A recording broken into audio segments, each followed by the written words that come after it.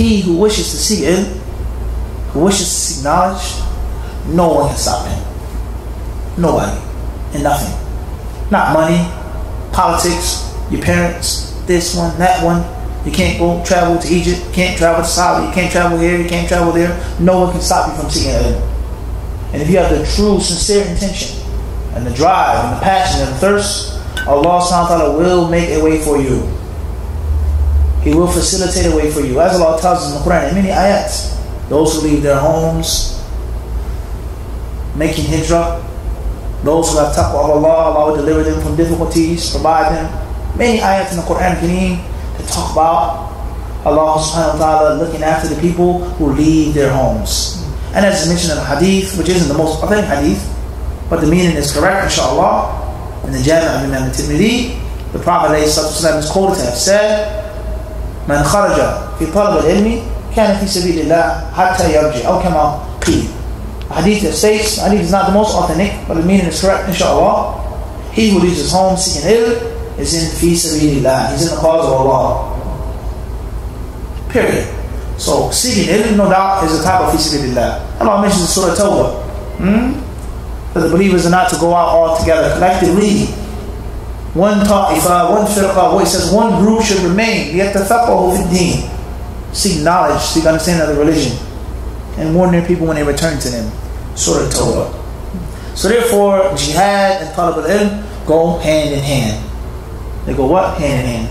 So no matter what happens, of pressure, of this and of that, this person, that person, there's always going to be a way. There's always going to be a channel. There's always going to be something, because this is Allah's light. And they cannot put out Allah's light, as He tells us in the Quran.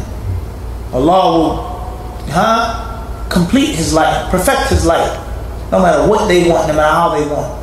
So therefore, the only thing that you have to do is work hard, be sincere, make dua, and be ready for when the opportunity comes. Because it's going to come. It may take a year, it may take 5 years, it may take 2 years. You may not be able to go to the country that you wanted to, but the opportunity is going to come.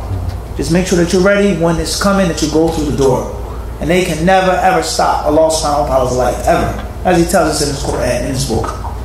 So therefore, in the meantime, you don't have the money, or this country is closed down, or they're not accepting you, whatever it can be, study while you can, learn while you can. Nothing stops you from memorizing, from carrying around a book, from dressing like a student of knowledge, behaving like a student of knowledge, soaking up as much ilm as you possibly can with what Allah is giving you. Reading the books, listening to the lectures, listening to the tapes, as much as you can. Everybody understand this? So that's my advice to any talib al-ilm. If you're truthful with Allah, Allah will be truthful with you. If you're hardworking and honest, Allah will give you what you desire, what you seek. Smart. That's the advice that I can give, and I can only give that advice based off my own personal experiences. Before I went overseas and learned in Medina, in this country, in that country, alhamdulillah, I learned a lot. In my home, in Philadelphia. And I, alhamdulillah, by Allah's permission, all praises for Allah, I took advantage of the things that were available. The brothers from Egypt, from Sudan, from Kuwait, from Mali, from this country, speak with them, talk with them, learn from them. Any book that I can get my hands on that any Arabic on it, I would get the book. Wallah, it could be a menu at a restaurant. Wallah, a menu, a flyer, this and that. Anything that had Arabic on it, I saw it, or snatch it, grab it. So take advantage. You have to have thirst, you have to have hunger for what you want. And when you have that thirst and when you have that hunger, not only will you benefit in America, but the time is going to come, the door is going to be open. Just make sure that you're what?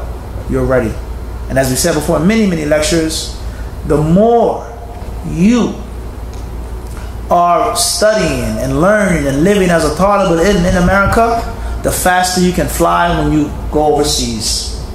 Because you're already in gear now. You're already in gear. This brother studying this. I studied Arabic already. I'm dressing like a talib al-ilm. I know how to sit, how to respect my teacher, how to do this, how to do that. I learned how to sacrifice. I don't have to eat everything all the time, sleep.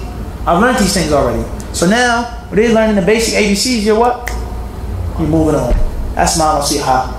And Allah's earth is spacious, as He tells us in the Quran. Allah's earth is spacious. So if you can't go to Saudi, go to Kuwait. Can't go to Kuwait, go to Egypt. Can't go to Egypt, go to Malaysia. Can't go to Malaysia, go to Indonesia. Can't go to Indonesia, go to South Africa. Can't go to South Africa, go to Zimbabwe. Can't go to Zimbabwe, there's going to be an avenue open. Because no matter what they spend, no matter how much propaganda, the propaganda machine, No matter how many bombs they drop and accusations they make and this one and that one, they cannot stop Allah's light. And we have to realize that these people are slaves. They're slaves of Allah. What Allah has given them and tested them with and lent them, He can take from them. It's the bottom line. Everybody understand? This is why the Prophet will make this dua after the salah. That what Allah gives, no one can what? Stop. And what Allah holds back, no one can give. Wallahu ta'ala alam. May Allah give you and all of the brothers and sisters who aspire to learn and study overseas the tawfiq. Allahumma ameen.